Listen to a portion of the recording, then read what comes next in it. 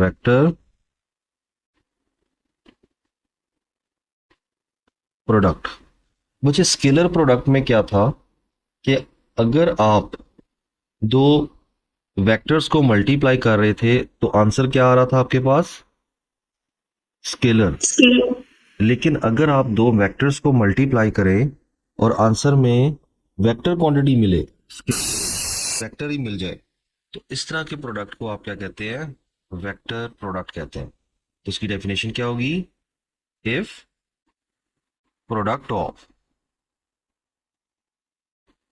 If product of two vectors या vector quantities, if product of two vector quantities are if product of two vector quantity is another vector quantity, if product of two vector quantities is another vector quantity,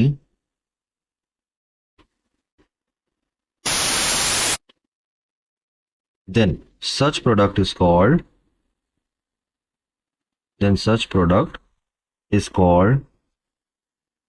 vector product. Vector product मतलब आप दो vectors को multiply कर रहे हैं और answer में आपके पास न्यू वेक्टर क्वांटिटी आ रही है। इसको हम ऐसे लिखते हैं कि if you multiply vector cross vector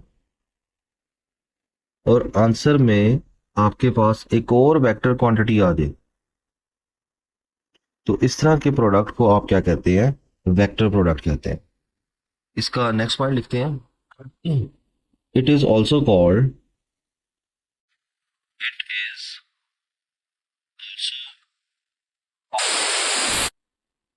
cross product. जैसे उसको हम डॉट कहते थे, तो इसका नाम क्या होता है? It is also called cross product because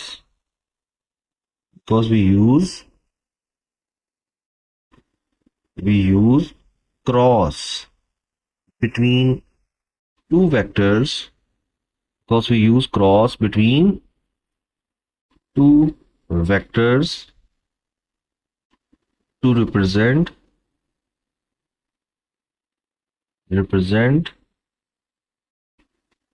their multiplication,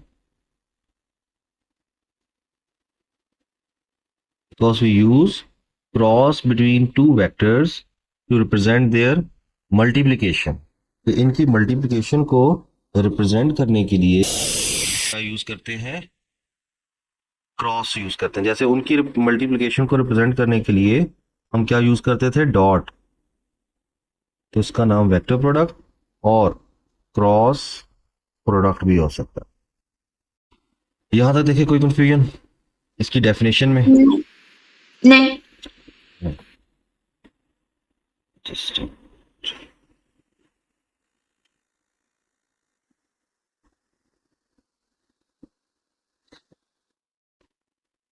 अब इसकी आ जाती है एक्सप्लेनेशन।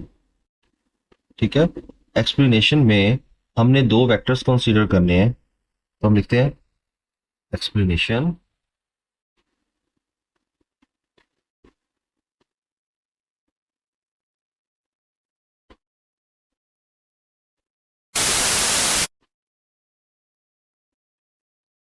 मुझे एक्सप्लेनेशन का मतलब कि let we have two vectors A and B, let let us consider two vectors A and B, which are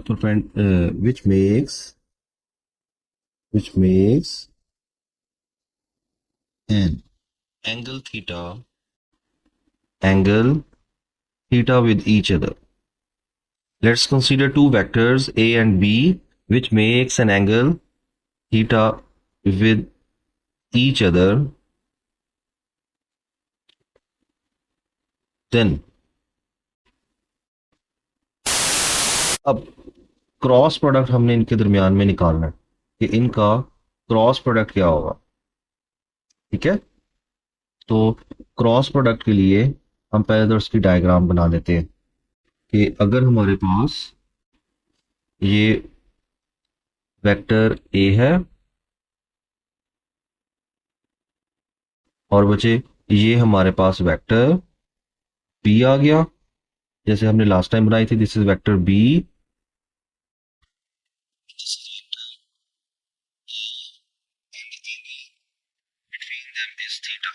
हमने अब क्या करना है, इसके कंपोनेंट्स बनाने हैं। एक कंपोनेंट बचे बी का, ये बनेगा, ठीक है, और दूसरा कंपोनेंट ये आ जाएगा। और इसमें अगर आप देखें, थीटा के सामने कौन सा कंपोनेंट होता है, AY, I mean BY. B Y. So this becomes B sine theta. ठीक है, और ये आ जाएगा बी साइन थीटा, और ये वाला कंपोनेंट होता है बी कॉस थीटा। तो बच्चे याद रखें कि आपने जैसे स्केलर प्रोडक्ट में वो कंपोनेंट लेते हैं जो ए के पैरेलल होता है, मतलब कॉस वाला लेते हैं, तो यहाँ पे हम वो कंपोनेंट लेंगे जो ए के परपेंडिकुलर हो, मतलब बी साइन ले लेंगे।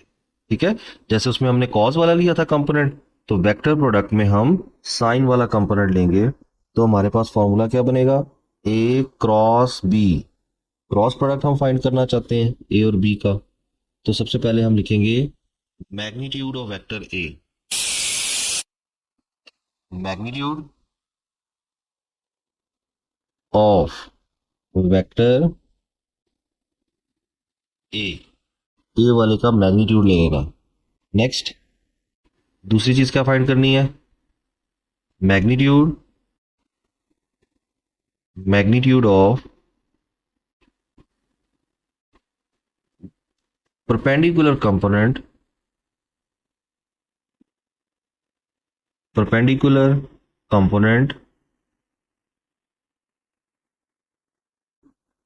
Of be on vector A. मतलब बी का परपेंडिकुलर कंपोनेंट लेना है जो ए पे, मतलब वो कंपोनेंट लेना है बी का जो ए पे क्या हो, परपेंडिकुलर हो। तो बच्चे ये क्या बनेगा, मैग्नीट्यूड ऑफ वेक्टर ए, आप ए लिख दें और बी साइन थीटा आ जाएगा, ऐसा ही है। और इसको अगर हम मॉड्स को हटा दें तो ए cross B is equals to क्या बन जाएगा हमारे पास, ए बी साइन थीटा। तो सिंपल है, स्केलर प्रोडक्ट में कॉस था, यहां पे हमारे पास क्या आ गया है, साइन थीटा आ गया। यहां तक कोई कंफ्यूजन कुछ है? नहीं. लेकिन अब एक चीज यहां पे रहती है, वो क्या रहती है आपके ख्याल में, क्योंकि देखें यहां पे हमें दो वेक्टर को मल्टीप्लाई करने से क्या मिल रहा है, Scalar. ओ, पे इस टॉपिक में दो वेक्टर्स को मल्टीप्लाई करने से वेक्टर मिल रहा है। ठीक है, जी. तो फिर हमारे पास अगर दो वेक्टर्स को मल्टीप्लाई करने से वेक्टर मिल रहा है तो वेक्टर का तो मैग्नीट्यूड भी होता है और डायरेक्शन भी होती है। ठीक है, तो इसको मैग्नीट्यूड के लिए ये जो ए बी साइन थीटा है ना, ये तो उसका मैग्नीट्यूड, जबकि डायरेक्शन के लिए हम यूज करेंगे एन कैप। ठीक है, एन कैप जो है उस रिजल्टेंट की क्या बताएगा, डायरेक्शन। ठीक है बच्चे, तो अब यहाँ पे अगर हम इसका फुल फॉर्म लिखें, आपने याद रखना है क्रॉस प्रोडक्ट इसका इक्वल होगा A cross B is equals to, क्योंकि हमें क्वांटिटी मिलती है ना, ए बी साइन थीटा तो उसका मैग्नीट्यूड हो गया।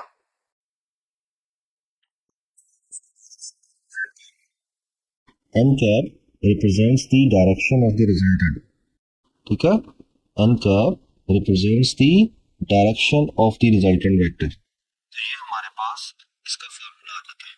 अब आ जाता है कि डायरेक्शन हमने निकालनी कैसे है। कि डायरेक्शन हम किस तरीके से निकालेंगे, हमें कैसे पता चलेगा कि ये इसकी डायरेक्शन है। तो हम लिखते हैं direction of resultant vector. How to calculate the direction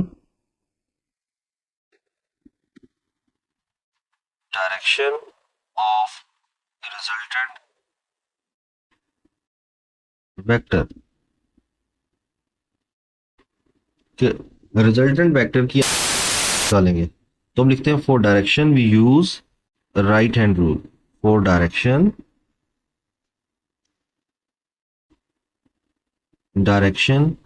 we use right hand right hand rule। ये डायरेक्शन के लिए आपने क्या यूज करना है, राइट हैंड रूल यूज करना है। या हम लिखते हैं right hand rule of vector product of vector product full name इसका लिख देते। अब आ जाए कि राइट हैंड रूल क्या है, तो नेक्स्ट हेडिंग हम दे देते हैं राइट हैंड रूल।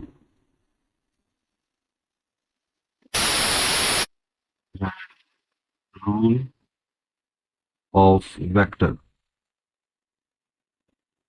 तो बच्चे यहां तक देखिए कोई कंफ्यूजन? नहीं। अब हम ना एक पहले सरफेस बना लेते हैं। ये समझ लें इस तरह की कोई प्लेन सरफेस है और ये आ गया। अब ना इस सरफेस पे रहते हुए हम दो वेक्टर्स ड्रॉ करते हैं। ये कोई भी प्लेन सरफेस है, इसके ऊपर रहते हुए हम वी ड्रॉ टू वेक्टर्स। एक वेक्टर है ए, दिस इज वेक्टर ए, और यहां पे ही इसी सरफेस पे रहते हुए मैं वेक्टर बी ड्रॉ करना चाह रहा हूं। This and they have an angle of theta with each other. यहां तक देखिए कोई कंफ्यूजन? नहीं। अब बच्चे राइट हैंड रूल क्या है कि आपने अपने राइट हैंड को जरा प्लेस करें। हम किसको किससे मल्टीप्लाई कर रहे हैं, ए को बी से, ऐसा ही है। जी। जरा स्क्रीन पे ना आप अपना राइट हैंड को जरा इसको अप्लाई करें। आप अपनी राइट हैंड की फिंगर्स को ना ए से बी की तरफ बेंड करें। किया बेंड? जी। ए से बी की तरफ आपने कर्व करना है। मुझे बताएं थंब को बिल्कुल सीधा स्ट्रेट रखना है ऊपर की तरफ, ठीक है? तो मुझे बताएं थंब कहाँ पे आ रहा है, अपवर्ड आ रहा है कि डाउनवर्ड आ रहा है? अपवर्ड। अपवर्ड।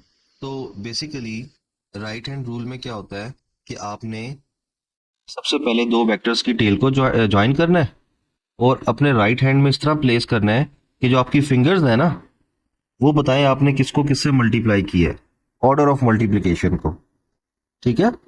तो फिर जो थंब होगा, जैसे अभी आपने बताया कि थंब जो है वो किसको रिप्रेजेंट कर रहा है, अपवर्ड डायरेक्शन लेके जा रहा है।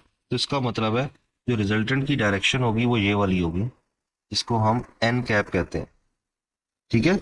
N cap is the direction of resultant इस केस में, ठीक है? मतलब इनका जो प्रोडक्ट होगा वो एन कैप आएगा जो कि अपवर्ड होगा। अब अगर हम ऑपोजिट करते हैं, मतलब बी से ए को मल्टीप्लाई करते हैं, तो आप फिंगर्स को कैसे कट करेंगी, बी से ए की तरफ लेके जाए फिंगर्स को। कहाँ पे आ रहा है? इफ यू मल्टीप्लाई तो यहाँ पे लिख देते हैं we multiply A cross B, मतलब हमने ए को बी से मल्टीप्लाई किया तो रिजल्टेंट अपवर्ड आया। और अगर यहाँ पे हम बी को ए से मल्टीप्लाई करते हैं तो रिजल्टेंट ऐसे लिख देता हूँ, बी क्रॉस ए किया तो फिर हमारे पास रिजल्टेंट की डायरेक्शन नीचे आ गया, जिसको मैं लिखता हूँ माइनस एन कैप, ठीक है? माइनस एन कैप लिख देते हैं क्योंकि डायरेक्शन क्या हो गई है, ऑपोजिट हो गई है। क्लियर है बच्चे? जी। यहाँ पे हमने राइट हैंड रूल यूज किया है।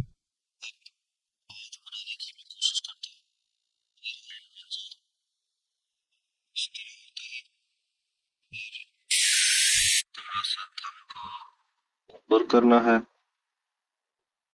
ऐसे में भी, ठीक है, कुछ ऐसे ही होगा ना। और फिर हम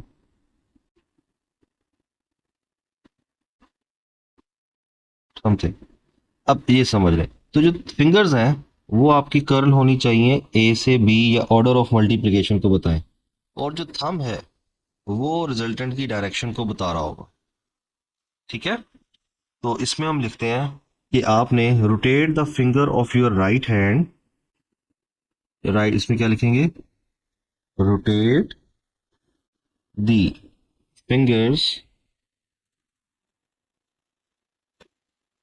rotate the fingers of your right hand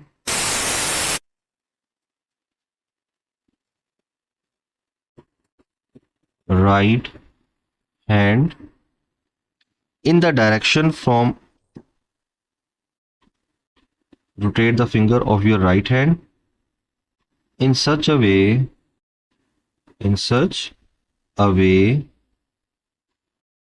that it indicates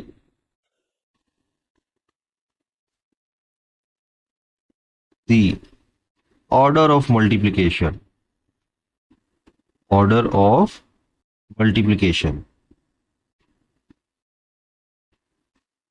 कि वो हमें ऑर्डर ऑफ मल्टीप्लिकेशन बताना चाहिए, ठीक है।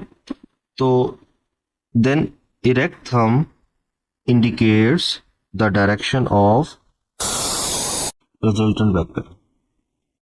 The erect thumb, erect का मतलब straight, thumb indicates the direction of resultant vector,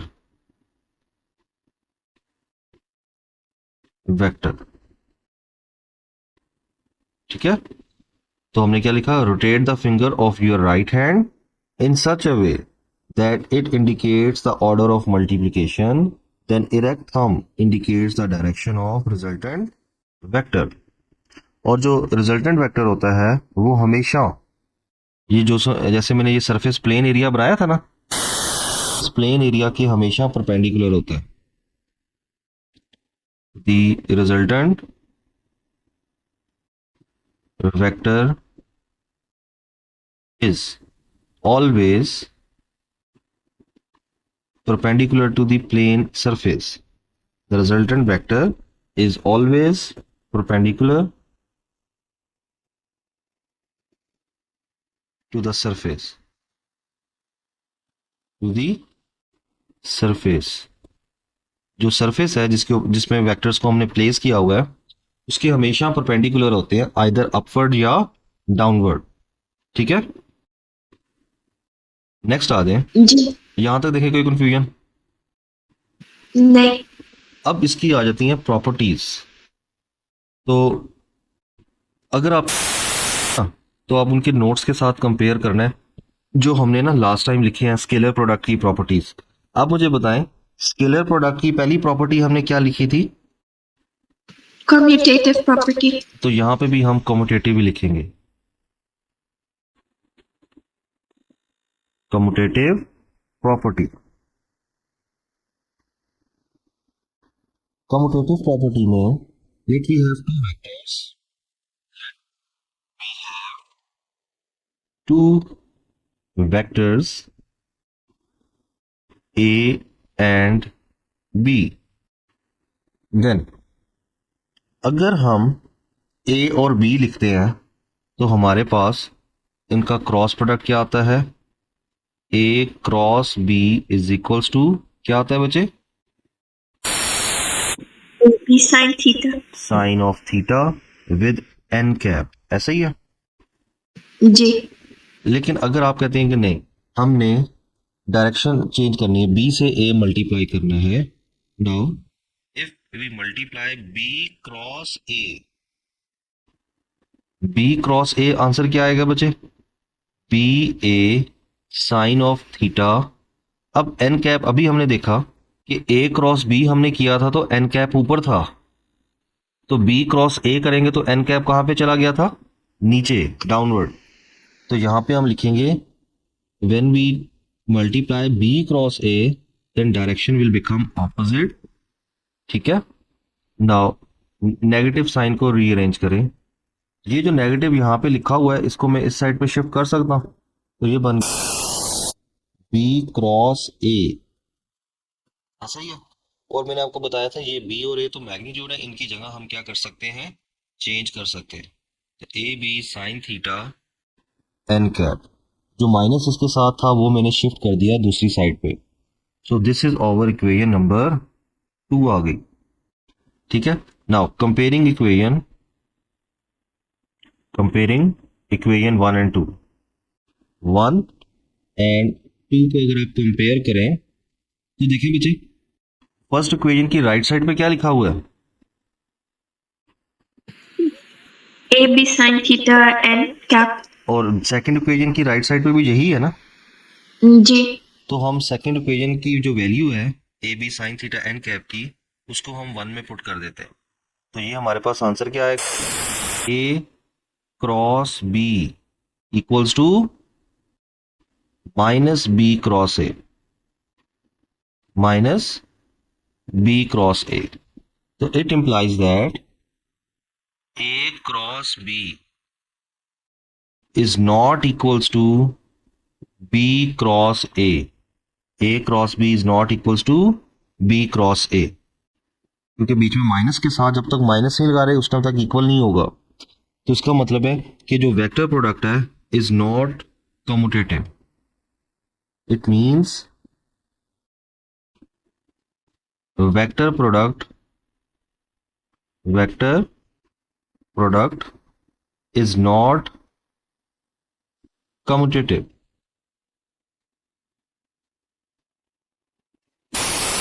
ठीक है, vector product is not commutative. Next आ जाए, यहां तक देखिए कोई कंफ्यूजन, नहीं।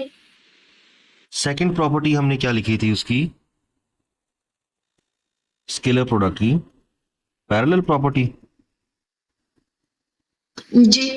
तो यहां पे भी बस हमने जो वो प्रॉपर्टीज लिखी थी ना, यहां पे भी वही प्रॉपर्टीज निकालनी है, लेकिन आप देखेंगे कि आंसर्स उसके डिफरेंट हो जाएंगे स्केलर प्रोडक्ट से। तो ऑलमोस्ट हम कह सकते हैं कि ऑपोजिट हो जाते हैं, सारे नहीं, कुछ ऑलमोस्ट ऑपोजिट हो जाएंगे। नेक्स्ट स्टेप पैरेलल,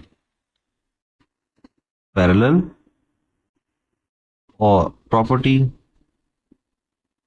और यहां पे ना इसके साथ ही इकट्ठा लिख दें एंटी पैरेलल,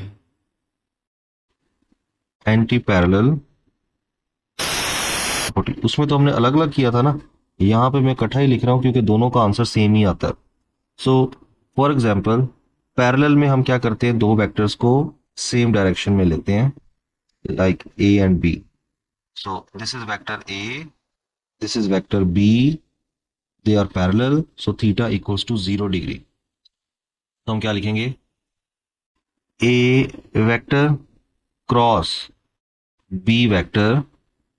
तो अगर पैरेलल है तो हम यूज करेंगे A B sine of theta, और जब पैरेलल होते हैं तो बच्चे एंगल कितना होगा, थीटा इक्वल्स टू 0 डिग्री। तो आप लिखेंगे A cross B equals to A B sine of 0, A B sine 0 degree.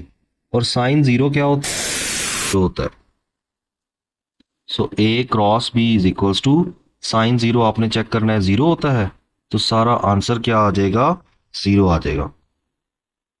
ठीक है, जी। तो डेट इज मिनिमम। उसमें अगर आप याद हो तो मैंने लिखा था कि स्केलर प्रोडक्ट जब एंगल 0 हो तो मैक्सिमम होता है, जबकि वेक्टर प्रोडक्ट जब एंगल 0 हो तो मिनिमम होता है। Now if theta equals to 180 degree, theta equals to 180 degree means they are anti parallel. Antiparallel mean they are in opposite direction. ए अगर इस डायरेक्शन में है और जो बी है वो इसके ऑपोजिट डायरेक्शन में है, mean they are anti parallel. So we use A cross B is equals to B sine of theta, और थीटा हमने 180 लगाना है। आप कैलकुलेटर पे चेक करें, साइन 180 भी जीरो होता है, तो फिर हमारे पास ए क्रॉस बी क्या आ जाएगा, जीरो आ जाएगा। तो आपने याद रखना है, वेक्टर प्रोडक्ट जब आपके पास एंगल जीरो हो या 180 हो, तो वेक्टर प्रोडक्ट क्या होता है, जीरो होता है। ठीक है, और इसी तरह हम कर लेते हैं, इसी के साथ ही in case of unit vector, in case of unit vector ले लेते हैं।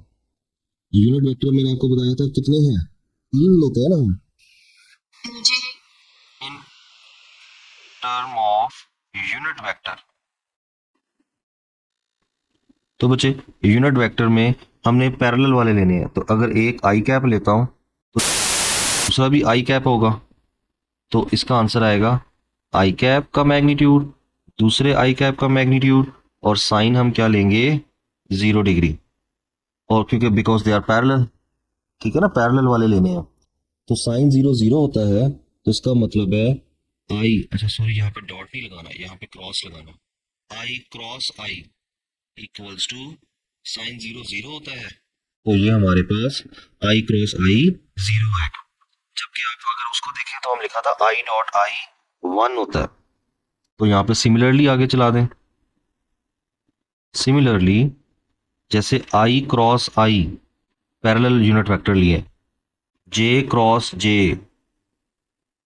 Parallel unit vector along Y axis, K cross K, इनका आंसर क्या आएगा हमेशा, ठीक है, जीरो कह दें या नल वेक्टर कह दें। ठीक है बच्चे, जी, और नेक्स्ट इज सेकंड हम लिख लेते हैं, when two vectors are perpendicular, तो ये हमारी बन जाती है third property, perpendicular vectors.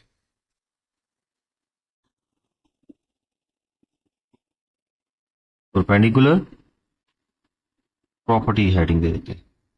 For example we have two vectors, this is vector B, this is vector A, और आपको कहा जाता है अब इनका क्रॉस प्रोडक्ट बताएं, and now they have a angle of theta equals to 90 degree with each other. तो देखें, एक वेक्टर है आपके पास A cross B, and we know that the cross product equals to A sine theta N cap, here theta equals to 90 degree है, तो we use A cross B which is equals to a b sine of 90 degree n cap, so a cross b becomes equals to sine 90 is 1, so a b sine 90 की जगह 1 आ जाएगा, n cap, तो a cross b equals to क्या आ जाएगा, a b n cap, that is maximum। ठीक है, यहां तक देखें कोई कंफ्यूजन, नहीं, तो ये हमारे पास आ गया, परपेंडिकुलर प्रॉपर्टी आ जाती है। इसी के साथ ही हम लिख लेते हैं कि similarly for mutually perpendicular unit vectors, ठीक है, for unit vectors which are mutually perpendicular to each other, mutually perpendicular to each other, तो हम क्या करेंगे, यूनिट वेक्टर्स में we have this is Y axis, this is X axis, and then we have this is Z axis. और मुझे बताएं x के long कौन सा यूनिट वेक्टर होता है, I cap, I cap is the unit vector along x, j is the unit vector along y, and k is the unit vector along z axis। तो आपने म्यूचुअली परपेंडिकुलर लेने हैं, तो पहला हम लेते हैं आई कैप, और दूसरा क्रॉस इसका ले लेते हैं जे के साथ। तो बच्चे देखें आंसर क्या आएगा, आई का मैग्नीट्यूड, जे का मैग्नीट्यूड, साइन दोनों में परपेंडिकुलर है तो तो ये आंसर आ जाएगा। हमें पता है यूनिट वेक्टर का मैग्नीट्यूड क्या होता है, 1 होता है। दूसरे यूनिट वेक्टर का भी मैग्नीट्यूड 1 होगा, साइन 90 भी 1 होता है। एन कैप रह गया, तो आई क्रॉस जे हमारे पास आंसर क्या आ गया, एन कैप आ गया। अब देखें, जैसे मैंने अभी स्क्रीन पे बनाया हुआ है ना, इसी तरह ही इसको रखें और स्क्रीन पे ही आप रूल अप्लाई करें। आप अपनी राइट हैंड की फिंगर्स को आई से जे की तरफ कर्ल करें और देखें थंब कहां पे आ रहा है। ठीक है, आई से जे की तरफ फिंगर्स को कर्ल करें और देखें थंब कहां पे आ रहा है। upwards, नो, जैसे मैंने स्क्रीन पे बनाया हुआ है, स्क्रीन के सामने ही आप अपना हाथ रखें। अच्छा, आप मोबाइल पे हैं कि लैपटॉप पे हैं? laptop, अच्छा, लैपटॉप तो फिर आपके सामने होगा ना, फ्रंट पे। अपवर्ड का मतलब क्या ले रही हैं आप? आपकी आपकी तरफ है। J, हाँ, आउट ऑफ द स्क्रीन आ रहा है ना। J, हाँ, अपवर्ड नहीं कहना, अपवर्ड तो फिर वो ऊपर की तरफ होगा ना। आपने कहना आउट ऑफ द स्क्रीन। तो हम लिखेंगे by right hand rule, N cap जो है वो किसकी डायरेक्शन में आया, आउट ऑफ द स्क्रीन का मतलब के कैप की डायरेक्शन में आ रहा है ना। J, जेड देखें, वैसे तो स्क्रीन पे तो आपको जेड समझ लें स्क्रीन से बाहर निकल रहा है, Z is out of the screen, screen से बाहर को निकलना चाहिए। ठीक है, तो इसका मतलब है आई से जे की तरफ मल्टीप्लाई किया तो आपका आंसर किसकी डायरेक्शन में आएगा, रिजल्टेंट के की डायरेक्शन में। इसका मैं एक शॉर्टकट बता देता हूं आपको। एक सर्कल बनाएं, इधर लिख दें आई कैप, इधर लिख दें जे कैप और इधर आ जाएं के कैप। ठीक है, तो अभी हमने आई को किससे मल्टीप्लाई किया, जे से, ऐसा ही है। तो हमारा रिजल्ट, तो बाकी क्या बच गया, ये सर्कल को फॉलो करना है। आई क्रॉस जे किया तो आंसर क्या आएगा, के आएगा। समझ आ रही है इसकी? नहीं सर, आप एक बार रिपीट कर सकते हो? अच्छा देखें, आई क्रॉस जे हमने किया, फिर हमने रूल लगाया और रूल लगाने से हमारे पास आंसर क्या आया, के कैप। ठीक है, के की डायरेक्शन में रिजल्टेंट आ गया। अब हमने क्या करना है, सिंप्लीफाई करके एक शॉर्टकट बना लेते हैं। एक सर्कल बनाया और उसको एरो को देखें एंटी क्लॉकवाइज चल रहा है। तो सबसे पहले आपने आई को जे से मल्टीप्लाई करें। When we multiply I with J, तो हमारे पास रिजल्टेंट कौन सा आएगा, के आएगा। इस सर्कल को फॉलो करना है, आई और जे को मल्टीप्लाई किया तो आंसर क्या आएगा, के। अब इसी तरह जब आप के करेंगे तो फिर आंसर क्या आएगा, जे को, Into the screen, no no, J cross A करें तो बाकी क्या बच गया, आई रह गया ना। J, बस इस सर्कल को फॉलो करें, रूल ना अप्लाई करें। तो J, आपके पास आई को जे से मल्टीप्लाई किया तो देखिए हमारे पास थर्ड क्वांटिटी क्या रह गई है, K. Now when we multiply J with K, तो देखें थर्ड क्वांटिटी हमारे पास क्या रह गई है, according to this circle, I cap. और इसी J, तरह आप के को आई से मल्टीप्लाई करते हैं तो वो आपको रूल लगाना पड़ेगा ना। उस रूल से बचाना चाह रहा हूं कि रूल के बगैर भी आप इसको क्या कर सकते हैं, सॉल्व कर सकते हैं। तो मुझे बताएं, के को जब आप आई से मल्टीप्लाई करेंगे तो थर्ड क्वांटिटी क्या रह गई है, J, जे क्या। आउट रूल भी आप इसको सॉल्व कर सकते हैं। तो आई क्रॉस जे करें, जे सर्कल लेकिन यही वाला फॉलो करना है, एंटी क्लॉकवाइज। सर्कल इरेज हो गया, सर्कल आपने यही वाला फॉलो करना है जो भी मैंने यहां पे बनाया था। ठीक है बच्चे, अब आ जाएं, इसका ऑपोजिट अगर आप चलते हैं, आप कहते हैं कि नहीं मैंने ये सर्कल फॉलो नहीं करना, जे क्रॉस आई करते हैं, मतलब इस वाले का ऑपोजिट, जे क्रॉस आई, तो फिर आपके पास आंसर आएगा माइनस के कैप। और अगर आप इसका ऑपोजिट करते हैं, के क्रॉस जे करते हैं, तो फिर आंसर आएगा माइनस आई कैप।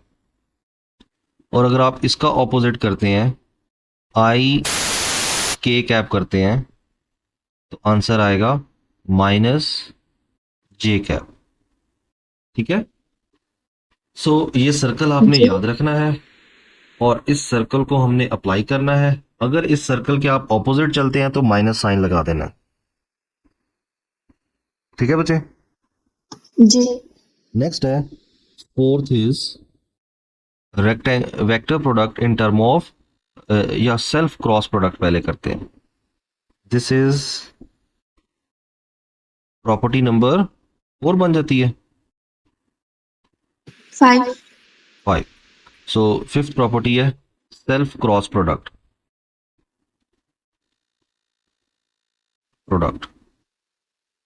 सेल्फ क्रॉस प्रोडक्ट में हम क्या करेंगे, एक वेक्टर है ए, उसी के साथ ही मल्टीप्लाई कर रहे हैं, तो हमारा आंसर क्या आएगा, ए का मैग्नीट्यूड दूसरे ए का magnitude sine theta with N cap. तो ये बन जाएगा A cross A equals to A square. और जब अगर एक वेक्टर ए है इस डायरेक्शन में, तो दूसरा वेक्टर जो इसी तरह का है वो भी तो उसी डायरेक्शन में ही होगा। तो जी एंगल बन रहा है 0 degree with N cap. Sine 0 बचे 0 होता है, तो ए क्रॉस ए become equals to 0, that is minimum. ठीक है। नेक्स्ट जी है सिक्स्थ प्रॉपर्टी। सिक्स प्रॉपर्टी है आपके पास vector product in term of rectangular component. ये थोड़ी सी लेंथी है। Vector product in term of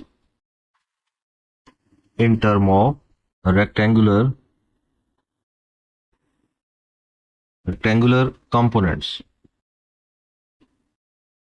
मतलब हमारे पास दो वेक्टर्स हैं, अब उनके रेक्टेंगुलर कंपोनेंट्स भी हैं। ठीक है, मतलब उनके अब रेक्टेंगुलर कंपोनेंट भी एग्जिस्ट कर रहे हैं।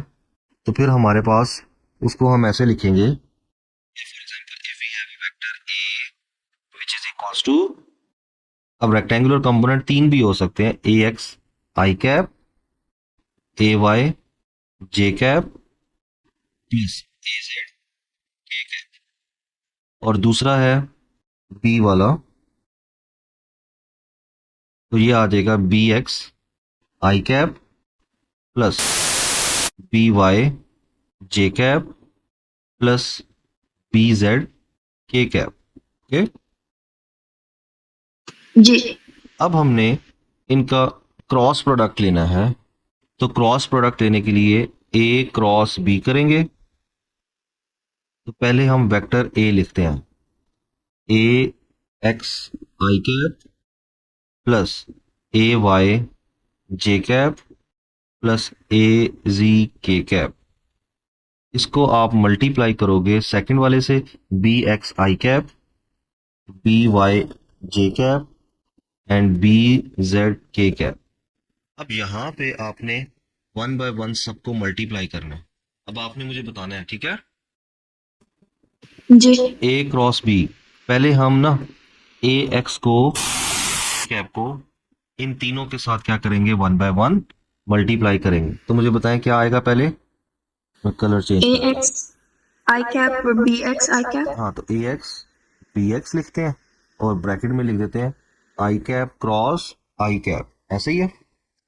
जी प्लस फिर हम ए एक्स को मल्टीप्लाई करेंगे पी वाई से, और क्या आएगा, आई कैप क्रॉस जे कैप, क्रॉस लगाना है because it is a cross product. फिर हम ए एक्स को मल्टीप्लाई करेंगे इससे, बी जी से, और ब्रैकेट में आ जाएगा आई कैप क्रॉस के कैप। के कैप अभी मैंने किसको मल्टीप्लाई किया है बच्चे, फर्स्ट वाले ए एक्स को।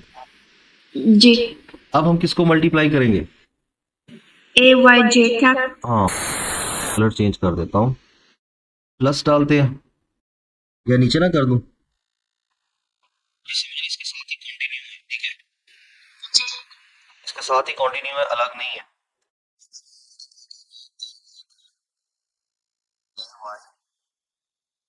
डी एक्स, जल्दी जल्दी बताते थे, I cap cross, sorry sorry I I cap नहीं, cap no J cap cross I cap. ठीक है, इसके साथ जे है उसके साथ आई है, प्लस फिर क्या आएगा, ए वाई AY और BY जे क्रॉस जे, और फिर हम मल्टीप्लाई करेंगे A Y B Z and we have J cap cross. अब इसके साथ ही कंटिन्यू है, लेकिन हम जरा नीचे करके लिख रहे हैं।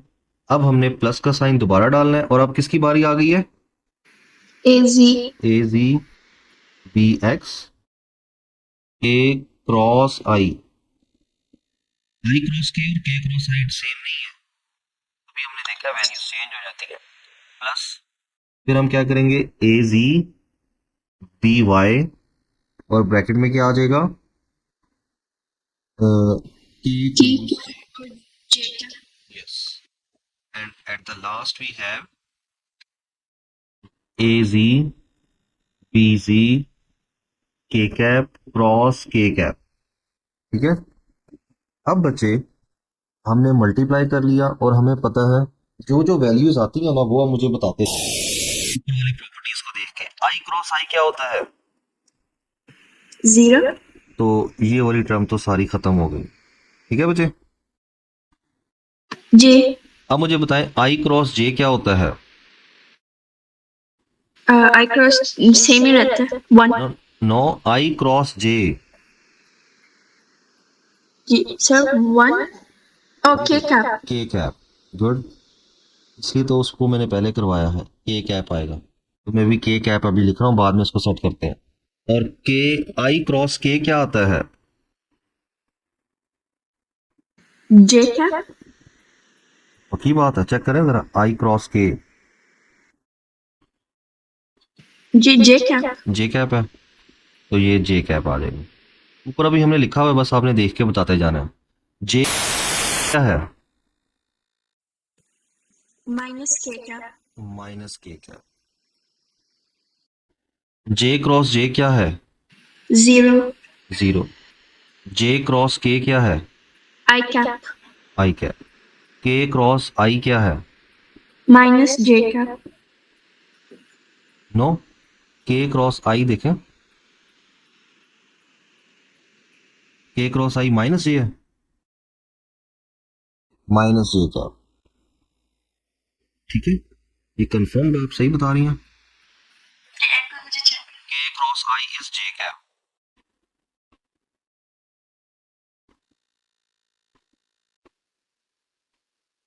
सर फिर how is I cap K I cap times K cap minus J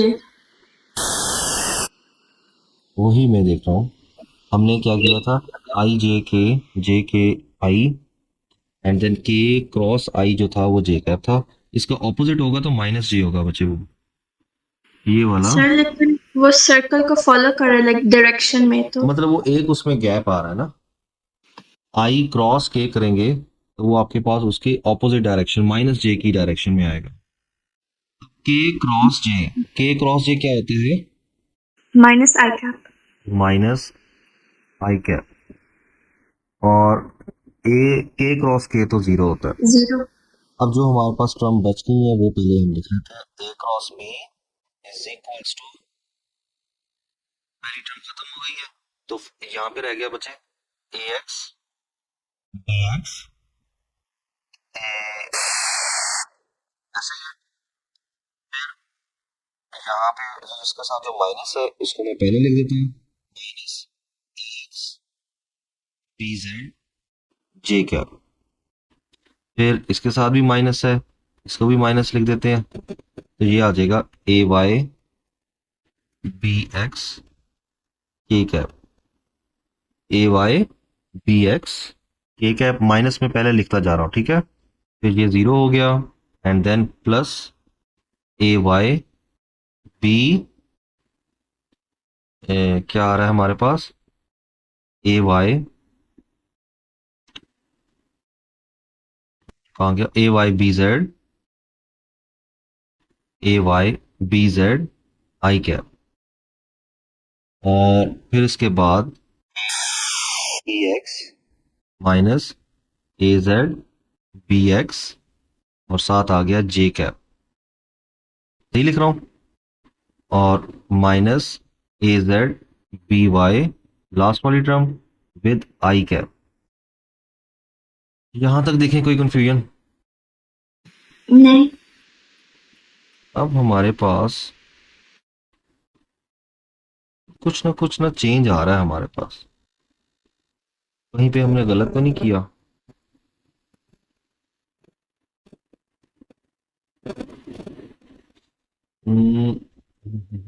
A X B x के कैप, पहले जरा चेक कर लें।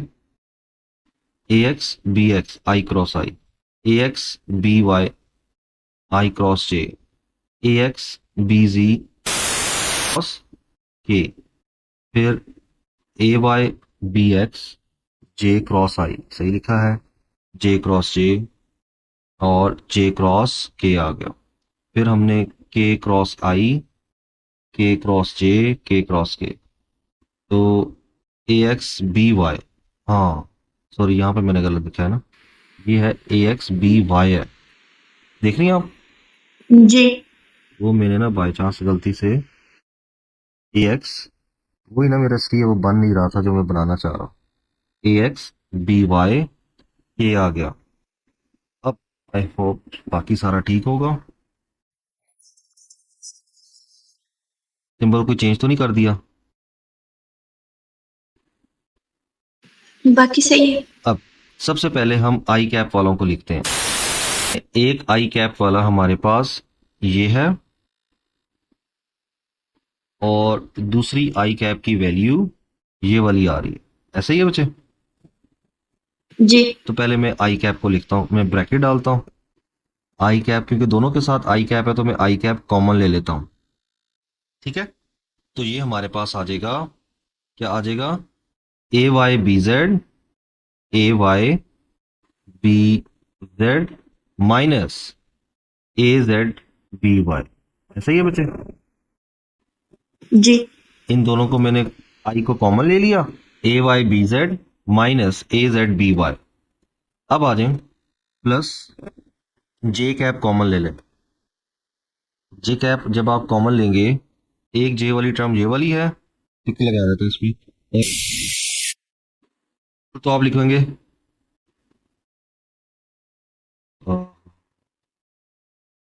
माइनस जे है। सर हम माइनस जे बार निकाल सकते हैं सिर्फ जे के बजाय। नहीं नहीं, जे है कहाँ पे? के आई जे होता है बच्चे, के आई जे होता है, तो ए जेड ये यहाँ पे जे आएगा, क्योंकि के क्रॉस आई तो जे होता है ना, ठीक है? तो यहाँ पे हम जे कॉमन ले लेंगे, तो यहाँ पे आएगा ए जेड बी एक्स माइनस ए एक्स बी जेड। जो प्लस वाली टर्म है उसको पहले लिखा, माइनस वाली को बाद में लिख दी, फिर अगेन प्लस ब्रैकेट डालेंगे।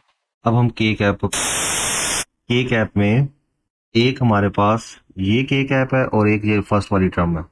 फर्स्ट वाली टर्म पॉजिटिव में है तो हम उसको पहले लिखते हैं, A X B Y minus A Y B x. इसको चेक करने का तरीका कि मेरा क्वेश्चन सही चल रहा है कि नहीं सही चल रहा, वो क्या है? देखिए फर्स्ट टर्म मेरे के पास क्या है, ए वाई बी जेड है ना। अब अगली टर्म मेरा, ये जो नीचे जो सबस्क्रिप्ट में वैल्यूज हैं, सिंबल्स हैं, वो ऑपोजिट हो जाते हैं। पहले में देखें ए के साथ क्या था, वाई, जी। और बी के साथ जेड। हाँ जेड। तो अगली टर्म में आप देखेंगे ना, इनके सबस्क्रिप्ट ऑपोजिट हो जाते हैं। अब ए के साथ जी आ जाएगा, बी के साथ वाई आ जाएगा, वाई। और हर एक के साथ यही होगा, ए जी बी एक्स। अगले में देखें ए एक्स बी, ए एक्स बी वाई, ए वाई बी एक्स। मतलब सिंबल्स अगर ऑपोजिट हो रहे हैं ब्रैकेट्स में, इसका मतलब है आपकी कैलकुलेशन सही जा रही है। अब इसमें दोबारा से ये मुझे लिखना पड़ेगा, ए वाई चेक करें B Z minus A Z B Y with I cap. अब ना जरा मैथ का फॉर्मूला बनाने के लिए हमें इस वाली बीच वाली टर्म में से माइनस कॉमन लेना पड़ेगा। जैसे ही माइनस कॉमन लेंगे तो जो माइनस वाली टर्म थी वो पहले आ जाएगी, क्योंकि वो पॉजिटिव हो जाएगी। और जो सेकंड वाली टर्म है, फर्स्ट वाली टर्म है, वो नेगेटिव हो जाएगी। तो ये स्टेप हमें एक एक्स्ट्रा करना पड़ा कॉमन लेने के लिए, और कॉमन माइनस हमने इसलिए लिया है ताकि वो एक मैथ का फॉर्मूला बन जाए। बाकी सारी वैल्यूज उसी तरह ही रहेंगी, A X B Y minus A Y K cap. अब इसी इक्वेशन को हम इन टर्म ऑफ मैट्रिसेस की फॉर्म में भी लिख सकते हैं। So in term of it can also be written as कैसे लिख सकते हैं, A cross B equals to, matrices आपने शायद पढ़े हो,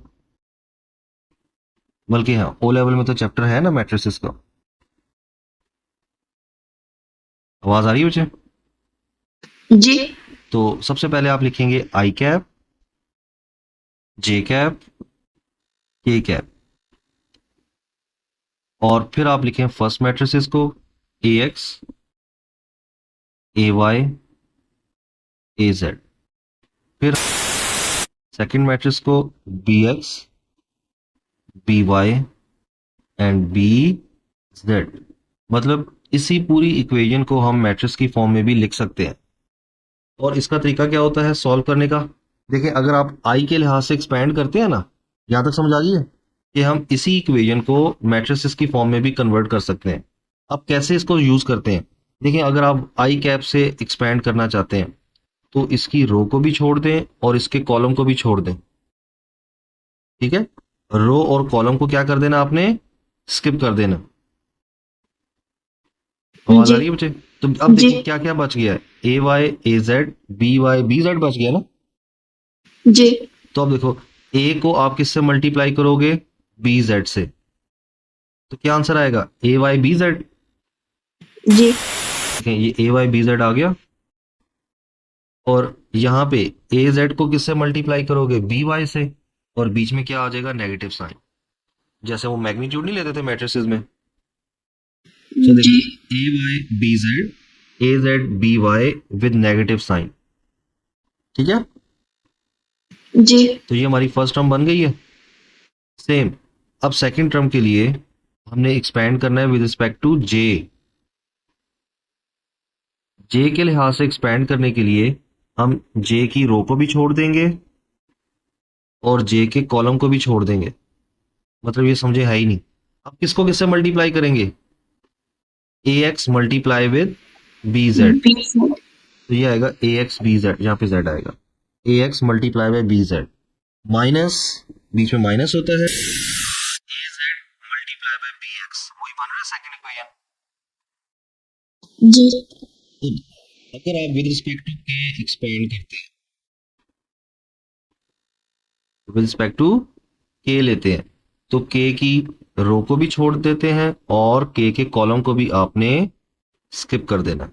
तो अब देखें क्या आंसर आएगा, ए एक्स बी वाई, ऐसा ही है, ए जी। X B Y minus A Y B x, तो ये वही बन रहा है। जी। तो इस तरह से हम इसी जो ऊपर वाली इक्वेशन है उसको मैट्रिसेस की फॉर्म में कन्वर्ट करके फिर उसको हम फर्दर क्या करते हैं, सॉल्व करते हैं। ठीक है बच्चे? जी। तो ये आपके पास मैट्रिसेस के जो वेक्टर प्रोडक्ट है उसके रूट और प्रॉपर्टीज आ जाती हैं। ठीक है, सो ए वाई इधर आएगा और यहाँ पे बी जेड आता है। So these are the properties of vector